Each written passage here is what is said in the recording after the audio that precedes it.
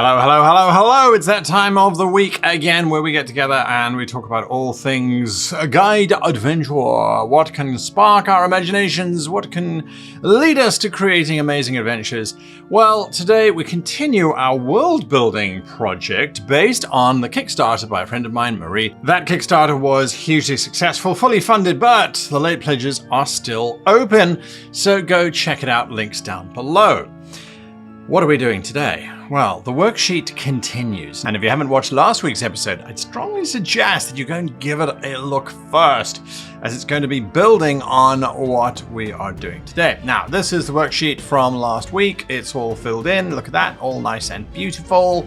And we've got a whole bunch of antagonists ready to go in our world setting of Braxia. Now, I made this map of Braxia based on a map that I'd made and had remade and remade. This is a very old world setting of mine, and here's some inside information for all of you who are watching. My campaign starts for Braxia as a world setting on the 2nd of October in 2025, so it launches in a couple weeks from today's video. Super excited for that. It is the entire world, 22 regions, rules for mass combat, just all kinds of craziness and wonderfulness, which I think, well, if you've been following my channel for a long time, you're going to be very excited about what the book contains. But that's not why we're here today. We're here to talk world building based on Marie's book, which you can see down below me. There it is, Worldbuilding Blueprints. And so we're going to start working through worksheets 1 and 2 today, finishing off 1 as a matter of fact. Now, it prompts us 1F. What is our beginning location? What's our potential end location? And what's the geographic scale? Now, this, I think, is one of the most important questions that you as a creator can ask yourself. How big do I need to go? Now, when I made Braxia, I wanted to make a complete world. At that stage, I mean, this was a very long time ago, you understand. Decades ago, as a matter of fact, we didn't really have full worlds. We had continents or regions that we could explore, but we didn't have full worlds. So I wanted to make a full world. But for my adventure that I'm going to be creating and running at D&D in a Castle, and if you are playing it, D&D in a Castle with me, please stop watching this video. It will contain spoilers. I need to have a region. So I envisage, because it's my plan, it's actually my NPC's plans, it's not the plan of me per se, is that they will be fairly localized to a specific region within Drakenmoore, this place, and I'm going to add in a map in a little bit of Drakenmoore. So the geographic scale is going to be kingdom-sized or dukedom-sized, as is the case of Drakenmoore. Beginning location.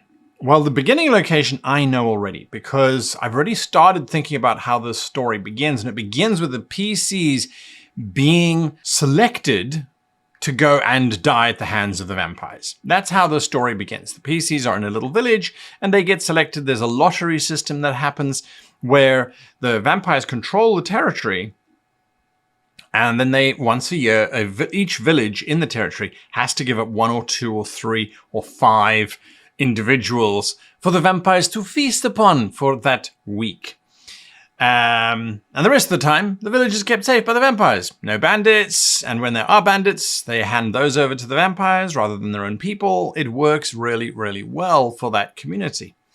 So that's the beginning. Potential end, this is where it gets tricky, because there's six antagonists. It could be anywhere. It could be on a different plane of existence, but I suspect that the final location will be in Drakenmoore Castle itself, the seat of power for the vampire in the region that the PCs are going to be in. So that's what I suspect is going to happen. And this is just going to help me to really focus in on what do I need to develop in those regions. So here we go.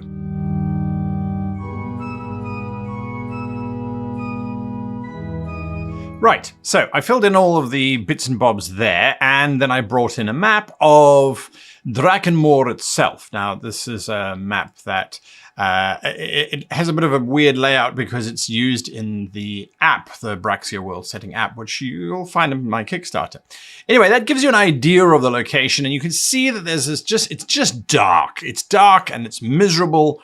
And so there we are. Now, what I realize is that I'm going to need a closer map than this for my game, because this is still the entire kingdom, which, although you can break that easily up into its 8 dukedoms, the dukedom itself becomes important. So I'm going to have to make a map for that one. With that, we're on to worksheet 2.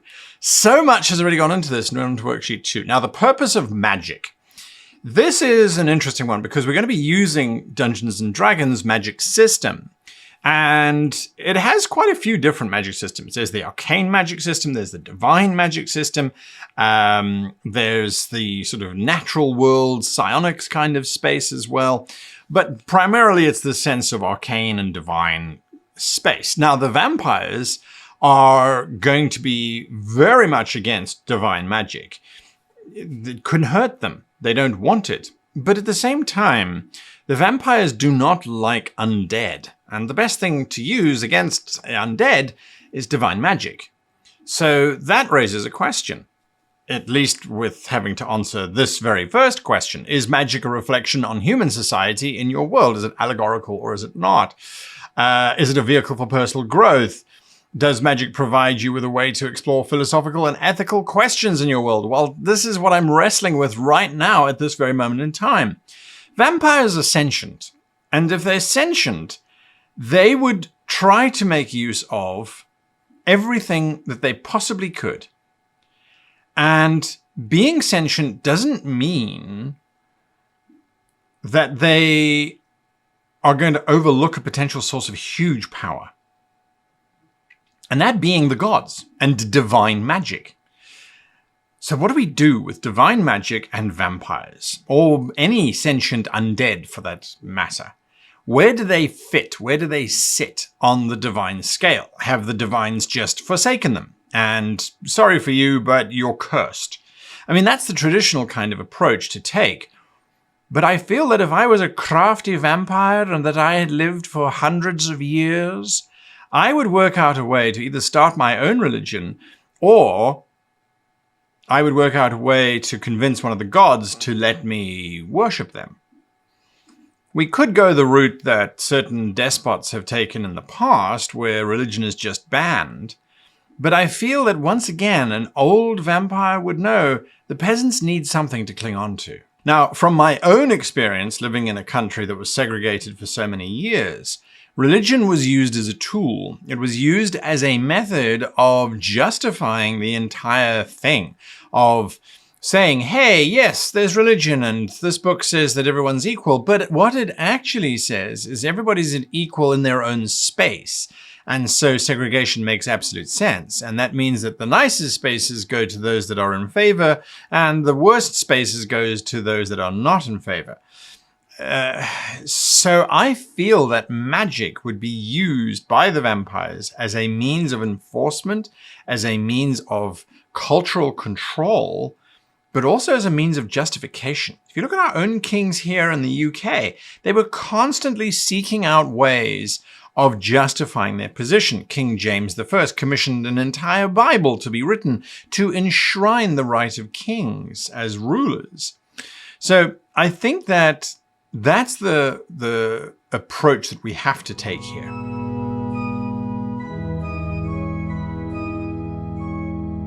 So that's something that I find interesting. I've just written this sentence, does magic provide you with a way to explore philosophical or ethical questions in your world? I say yes. The question is, do the divine care about the individual people, or does the divine just care about worship? Because I can see a vampire reaching out to the divine gods going, I will ensure that you are the national god of my dukedom. Thousands of people will worship you as their only god. All you need to do in exchange is to release an edict that says that I and my family are rightful owners and heirs of this land and should be obeyed without question. It makes perfect sense in my head, and that's one of the things that D&D has, is that you can communicate directly with the gods. And so why would the vampires not do that? So that's kind of where I'm going with worksheet 2A. 2B was not to be because it was asking how exactly does the magic work, and that already has been solved within the D&D system. So we now move on to 2C, fantastical minerals. Fantastical minerals. And I found this to be very, very interesting in terms of how do we come up with fantastical minerals? And do we need any fantastical minerals? Well, we know we have a few fantastical things already happening in Drakenmoore. We've got the eternal fog. We've got these blood oaks, which are particularly nasty flora. So let's now use 2C to inspire the creativity. Fantastical minerals. I think that one of the fantastical minerals that could come about within Drakenmoore, because I'm thinking fogs, vampires, hatred of undead. What if a fantastical mineral is something that happens to bone dust? And what if you take bone dust from a grave and you mix it with the naturally oozing resin from the blood oaks, which are vampiric trees. And you mix the two together, you dry them out, you mix them together, and you create this powder. What would this powder do? What could this powder be? It could help with healing, because the blood oak is all about stealing life from blood. Could be a very, very powerful poison that turns you into undead, but then that would be illegal within the vampire territories, and why would you want to turn yourself undead? What if it could mask your life force from vampires? Because vampires traditionally have always been able to detect the heartbeat. You are alive. I can sense it within you. So what if this dust stuff temporarily suppresses your life force, makes you appear as if you're undead when you're not actually undead? That would be highly illegal, but I think it's a pretty cool substance to add into the world. So, off I go, creating this mineral thing.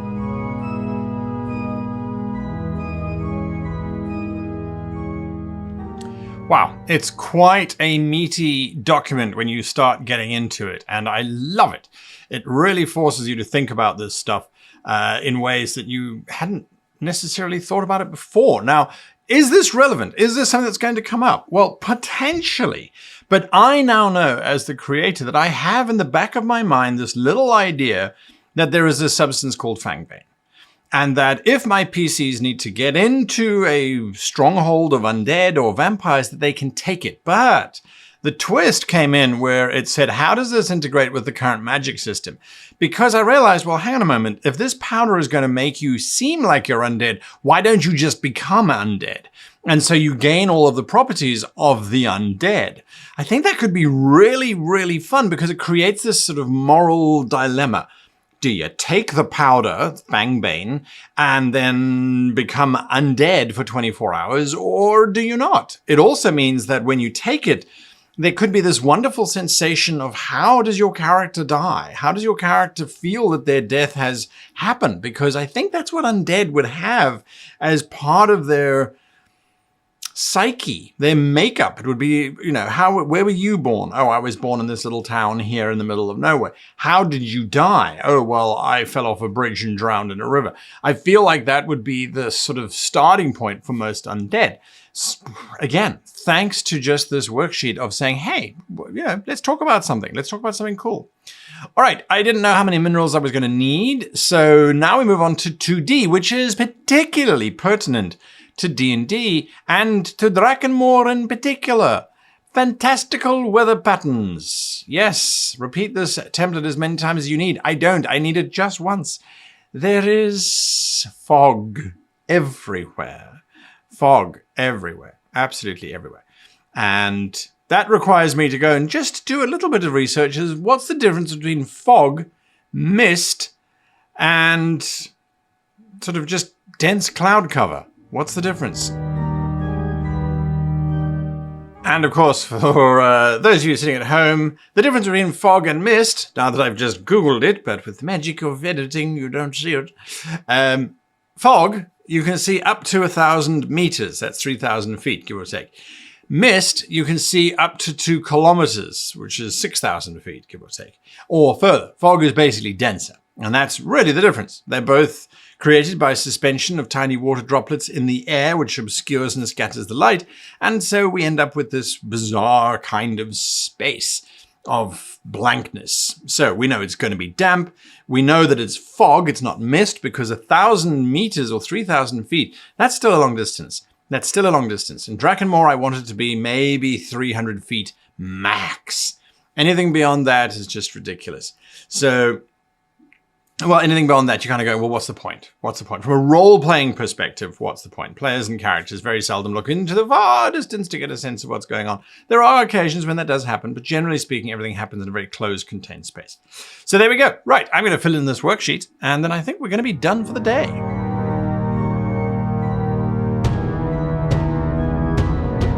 Wow. That's all I can say. Wow. So filling in the weather pattern for the fog has just exploded so much information about Drakenmoore that I never knew before. And I have played in Drakenmoore for years, folks, years. And this stuff is brand new to me. I mean, it's so exciting. It's like, wow, what? Right. So the fog, it's known as the Shroud. Because I was thinking, it's like, well, it's the fog. It could be called foggy or, fog-a-lot or something silly like that. But I was like, well, what would we call it? We'd probably call it the Shroud, the Veil, the Fall, the White. I thought, no, the Shroud is on brand and that sort of thing. And I think the vampires would like that sort of nomenclature. They'd be like, yes, this is an appropriately dramatic term for this fog. So, the Shroud. And it's caused by these artifacts, which I knew about the artifacts because the artifacts are all located in the capital cities of each of the 8 dukes. The Obscurum Eternal, basically, they just create the fog eternally. And ultimately, the heroes will need to control these artifacts. It can be turned on or off depending on what you want. Now, if you want to get rid of the vampires, you've got to turn them off. If you're a mind flayer and you're invading, you want to turn them off. If you're a werewolf, you want to turn them off. So that is something to think about. Now, as I've just said, if you're a werewolf, you want to turn them off. Do werewolves still change under the full moon? And my answer is no, they don't. They are eternally werewolves, and that could be their motivation. I've just realized there's no full moon. It's foggy. So the Shroud is darker tonight. Oh, probably not a moon. It's very dark. No moon. Oh, it's very bright. Probably a moon. Werewolves need moonlight. We need to stick with some tropes here. So the werewolves are just permanently were-shaped. They constantly change. They can't go back to their human form. What a denial of existence. So that's an interesting little extra thing that's just come out of there. Right, back to the Obscurum Eternal. It has moods. Some days are brighter, some days are darker. Of course, we know this because above the fog, which is 3 miles up, the planet will still have day and night cycles and so on and so forth. When we have the summer solstice, that's called Hope Dawn. It's a celebration because that is the brightest day within the entirety of Drakenmoore, and the vampires would respect this. Let them have their rituals, of course. Why not? It's important to them to feel as if they're in control of their destiny. Hope Dawn, of course, celebrate. No culling on Hope Dawn. No one is to be chosen ever on Hope Dawn. Let them have their fun. So we've got this celebration, and we've got this new realm that's been created, the Shrouded Land. Which is where these Obscurum Eternals come from. And what that spawned was this idea of religion. And I think the vampires would have a religion where they basically have said, if you are not exsanguinated, if you are not removed of all of your blood, you will go to the shrouded land for all eternity. So you should let us drain your blood. Justification for their existence. At the same time, what that suggests to me is that if you do allow the vampires to do this, then you go to a land of light and joy and happiness.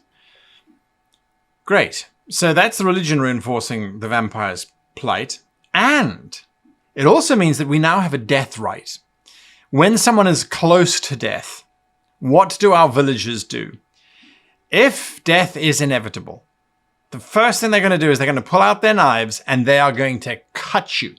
They are going to lacerate your veins so that hopefully you can bleed out, and that is the cause of your death, rather than being mauled by an ox or falling from a tree or a snake bite or whatever. Because if you die from any reason with all of the blood inside of you, you don't get to go to the land of brightness and happiness. You go to the shrouded land where you wander for all eternity in fog, and nobody wants that. So there's a whole rite that's just come out of nowhere, and I think it is a gorgeously, terrifyingly scary but logical rite that would happen. These worksheets are just fantastic.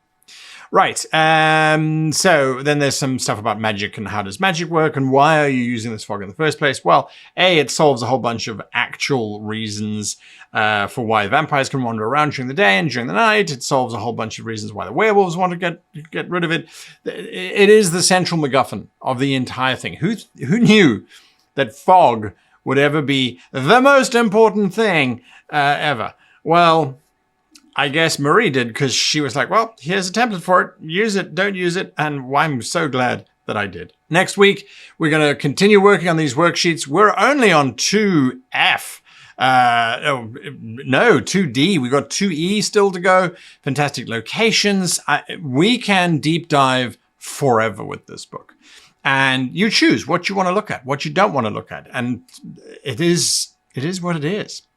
I know, however, that what I need to do before I can move on any further is I need to create a map of Drakenmoore. I need to get in close. The one that I have already created, this is a good kingdom map. I now need to go in closer and look specifically at what's happening within the dukedom of Drakenmoore, which is where my setting is. So I can now make this map and share that with my players. And that's what I'm going to be doing in my downtime in between now and next week, when you'll get to see that map, and we'll move on and move forward. Again, a huge thank you to Marie for allowing me to use her book, Worldbuilding Blueprints, which is available on Kickstarter as a late pledge. You can find that down below. Another big reminder that my own Kickstarter is launching on the 2nd of October in a couple of weeks' time, and that is Braxia, with all of this stuff included and even more. Anyway, until next week, I wish you and yours the very happiest of adventure creation.